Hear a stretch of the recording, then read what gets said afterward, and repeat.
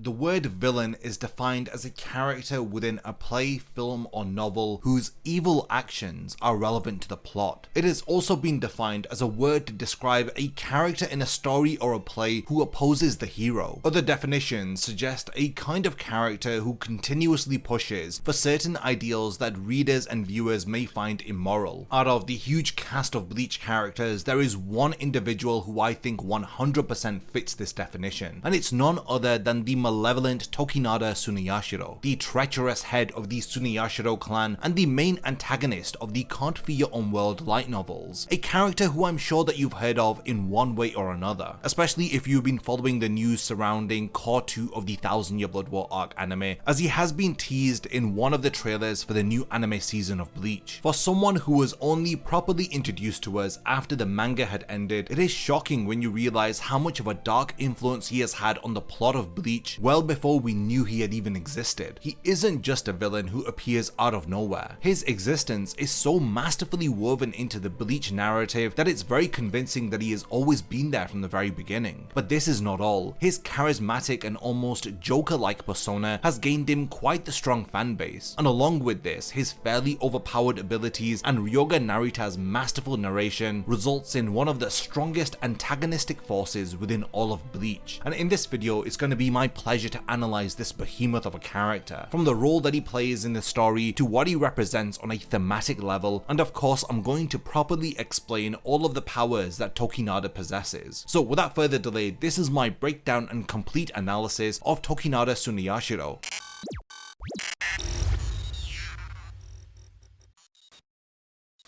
Before the video begins, only 12% of the people who watch my content are subscribed to the channel. If you enjoy these videos, then subscribe and stick around for more content just like this. Now let's get back to the topic of the video. The concept of villainy has always deeply interested me, and it's not necessarily the idea of a person willingly surrendering to their darkest impulses, but rather what pushes them to that point. What makes an individual resign himself to the fact that human existence is so meaningless that they do their best to antagonize it, and even in some cases attempt to end it entirely. In fiction, there's no shortage of evil emperors, demon kings, and corrupt businessmen who manage to fulfill that role, each of which are given varying reasons for becoming the monster that they have. And after having seen so many different pieces of media, it's become very easy to classify some of the main reasons that result in characters becoming villains. Some villains start off as heroes until the sheer bleakness of the world that they're trying to save wears them down to the point that they've become completely disillusioned with it. Think of Christopher Nolan's Batman trilogy, with the quote, "You either die a hero or you live long enough to see yourself become the villain." This is described as the fallen hero, and one popular example from shonen anime is Obito Uchiha. The hero falls victim to far more radical ideologies and begins to pursue equally radical actions that send them down the path of villainy, setting them on a collision course with the far more idealistic protagonist. Some villains are everyday men who simply had one bad day, an idea quite prevalent in Western comics and some Hollywood movies. An example that comes to mind is the movie Falling Down, where we follow a character called Bill Foster who becomes so frustrated with society that he goes on a complete rampage, terrorizing the people that he feels are causing society to get worse and worse. Some villains are born as products of prejudice, others are corrupted by privilege, but among all of these motives, there is none that I find more intriguing than evil for the sake of evil. Characters who become villains not because of some great societal wrong committed against them, but for no reason other than for the fun of it. This is best described by the quote, "Some men just want to watch the world burn," which is another reference to Christopher Nolan's iconic Batman trilogy, when Alfred describes to Bruce that there are some people in the world that you just cannot reason with, no matter how hard you try, explaining how you have to accept the fact that you will not be able to convince them with logic alone. This is the reasoning provided for the Joker's violent and unexplainable actions, as Bruce was having difficulty understanding why the Joker does the things that he does. In a similar sense, Tokinada Tsunayashiro is also best described by this quote. In true Bleach fashion, Tokinada's motivations are not simple, which is part of what makes him such an incredibly compelling character in my opinion. Giving a villain a believable motive is what either breaks or makes that individual character, because it is within that framework that a character's integrity as a villain can be properly established to the reader. Tokinada's motive definitely makes him one of, if not the most interesting villains in all of Bleach. The roots of Tokinada's descent into darkness can be traced far back into the past, specifically during his childhood. He was born into one of the extremely privileged four great noble families. While being raised, the young Tokinada had everything that he had ever wanted. His upbringing isn't an unexplained mystery like Aizen's, nor was he born under the rather terrifying conditions that Yhwach was. Tokinada was raised in absolute abundance, and he had lived a life that the likes of Rangiku and Gin could have only dreamed of. This does make you think about how several characters within Bleach who grew up in absolute squalor had ended up becoming far better people than Tokinada. He had stumbled upon the path of darkness with a single question, which he addressed to his father on one fateful day. He had once asked his father what the Soul King was, a question that was rightfully answered by his father, who had said that the Soul King was the linchpin between the worlds, and if the Soul King did not exist, then all of the worlds would cease to exist. His answer stirred up even more of the young Tokinada's curiosity, causing him to follow up with another question. Tokinada had then asked his father what the world was like before the Soul King. This question had made his father quickly burst into anger and respond that there was no history of a world before the existence of the Soul King, explaining that the existence of the Soul King is a massive privilege to all of the Shinigami due to the sheer wisdom and power that he possessed. This was stated in such a dismissive and conclusive manner that it had resulted in a young Tokinada forming several more questions about what his father was speaking about, but he had known that the answers that he'd sought wouldn't be coming out of his father's mouth anytime soon, so he did what any curious child would do in that situation. He had kept these lingering questions in his heart until he was finally old enough to find the answers for himself. I've always wondered how Tokinada would have turned out if his father had simply told his son the truth about the Soul King and the world before his existence right there and then, but unfortunately this wasn't the case. On the day that Tokinada finally made it into his family's hidden library and had read the truth about the Shinigami, the world that existed before the Soul King, and the truth of the original sin, it had changed everything in regards to Tokinada's worldview. Because after having spent his entire life living in privilege, living under the lies sold to him by his parents, Tokinada had discovered the truth of the universe that he had lived in, that the Soul King, the most revered being in the entire universe, was no god, but merely a tool who was used to create the world that the Shinigami had desired, a sin his ancestors were deeply involved in. One can only imagine what such a discovery would have done to any other individual. The entire nature of the world that he was taught to believe in was revealed to be a lie. For some people, this would be a world-shattering revelation, one that could change one's worldview in a myriad of ways. But no, this wasn't the case with Tokinada. The only feeling that he had gained from this revelation was freedom. After living his entire life trying to fit into the mold of what is expected of a noble Shinigami, Tokinada had come to realize that the high standards of the noble families that he was expected to live up to were built upon a foundation of lies. If the Soul Society was born from such a great sin, then what reason would there be to live up to the expectations of such a deceitful and sinful world and society? For the first time in his life, Tokinada had found out the truth, and the truth had set him free. Bleach's nobility are actually very interesting, and I hope that someday we get a deeper look into each of the noble families, because one reoccurring idea among them is that they are often cast into a certain mold that they are destined to not escape from. They are forced to live for their clans instead of themselves, and this is demonstrated through characters like Byakuya Kuchiki and Yoriichi Shioin. Byakuya is forced to live up to the standards of his clan even at the cost of his own happiness and his own desires. This is what had resulted in his entire reasoning for Rukia's execution. This is until Ichigo had freed him from these burdens and Byakuya had decided to live for himself and not the expectations laid out by his noble family. Yoriichi, on the other hand, is subtly implied to have hated her life as a noble due to how restrictive such a life was for her, which is why she was shown to be a far happier person following her exile now that she is by herself in comparison to when she was fulfilling the duties of the noble Shihoin family. It is very likely that Tokinada had grown up under such strict conditioning, and unlike Byakuya, who had used his newly found freedom to love as he had wished, or Yoriichi, who used her freedom to live as she had pleased, Tokinada had decided to dedicate his freedom to doing nothing but evil. Why is it that he had decided to do this? Well, simply because he could. If the Soul Society and its millions of years of history were an abomination built upon an unforgivable sin, then was Tokinada wrong to believe that fundamentally every single person is evil at their core if the very foundation of the world that they exist in was created committed by such a heinous evil act. This is the philosophy that had resulted in him pushing towards total anarchy, because he believes complete chaotic evil should be the default state of the world. It's quite interesting when it comes to how this philosophy plays out within the story. When Tokinada was asked why he had fallen to evil, he explains that he is evil just because he can be, but at the same time Tokinada often referred to himself as the Soul Society's karma, that the evils committed by his ancestors were bound to create a being like him, which creates a really interesting contradiction that becomes the core of Tokinada's character. If he believes that his choice to do nothing but evil is the truest expression of his freedom, and at the same time by assuming that evil is the foundation of the Soul Society and the universe as a whole, then wouldn't that mean that he has a false sense of freedom? When you consider that all of his actions are in perfect consistency with the evil of the Soul Society, then where is the freedom if all he is doing is actually what he was meant to do in the first place? And Tokinada is well aware of this contradiction, and he even mocks it, showing how far gone he is. And by choosing to do evil, he is in fact no better than his ancestors. So with quite a fascinating motive driving the character of Tokinada, how does it impact his goal? Well, Tokinada's goal is to create a new being who will overthrow the Soul King and destabilize the structure of the Soul Society and create an entirely new free world. This goal is manifested into reality via the creation of the artificial hybrid being Hikone, who was created in order to take the role of the Soul King. One thing that makes Tokinada quite different from other Bleach villains like Yhwach and Aizen is that he has no desire to take over the reins of reality. He just wants to create the path for his chosen candidate Hikone to take over the throne, while he entertains himself with the chaos that will ensue as a result of this world-shattering action. Tokinada's true goal has to do with his belief of setting the universe free by giving it freedom. This involves educating the residents of the human world on the truth about the supernatural realms of the Soul Society and Hueco Mundo, and leading them to the truth of how most of the religions of the world don't teach them about how the afterlife really functions. Tokinada had hoped to free them from any moral inhibitions